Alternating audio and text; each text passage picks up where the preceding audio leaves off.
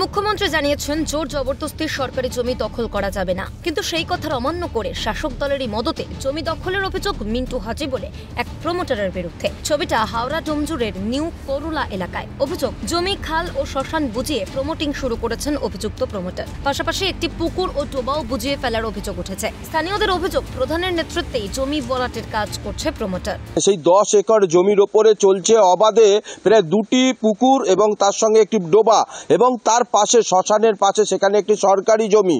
সেই সরকারি জমিও তারা প্রমোটিং করার জন্য অবাধে সেখানে ব্যারিকেড লাগিয়ে এবং বাউন্ডারি দিয়ে প্লটিং করে করে বিক্রি করা হচ্ছে এবং পুকুর ভরাট করে ফেলা হচ্ছে। আগের পঞ্চায়েতে এই জায়গাতে এরকম ভাবে কাজ করতে এসেছিলেন এক প্রমোটার, তার নাম মিন্টু হাজি, এবং তার বিরুদ্ধেই অভিযোগ উঠছে যে একাধিক জায়গায় খাল এবং পুকুর, যে খাল দিয়ে নিকাশি ব্যবস্থা হয় সেই নিকাশি ব্যবস্থা বন্ধ করে তার উপর দিয়ে পাইলিং ঢেলে রাস্তা তৈরি হয়ে গেছে। ওটা শ্মশানের সরকারি জমি, ও শ্মশানের নামে পুরো ইয়ে করা আছে। আশেপাশে সামনে একটা ইয়ে হচ্ছে, পুকুর ঘেরা হচ্ছে, পুকুরটা বোঝানো হচ্ছে। এলাকা থেকে কোনো আপত্তি নেই?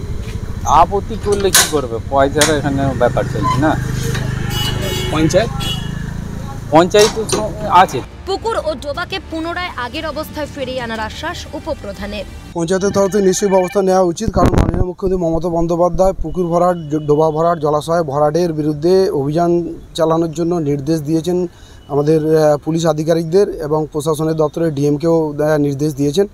আমরা চাইব যে এর একটা পঞ্চায়েতের তরফ থেকে নির্দিষ্ট ব্যবস্থা নিয়ে যত শীঘ্র সম্ভব পুকুর এবং ডোবা তাদেরকে নিজের জায়গায় ফিরিয়ে দেওয়া যায়, সেই চেষ্টা করা উচিত। আগামী দিনে এই জল কতদূর গড়ায় সেটাই দেখার। হাওড়া থেকে প্রসেনজিৎ অধিকারীর রিপোর্ট, ক্যালকাটা নিউজ।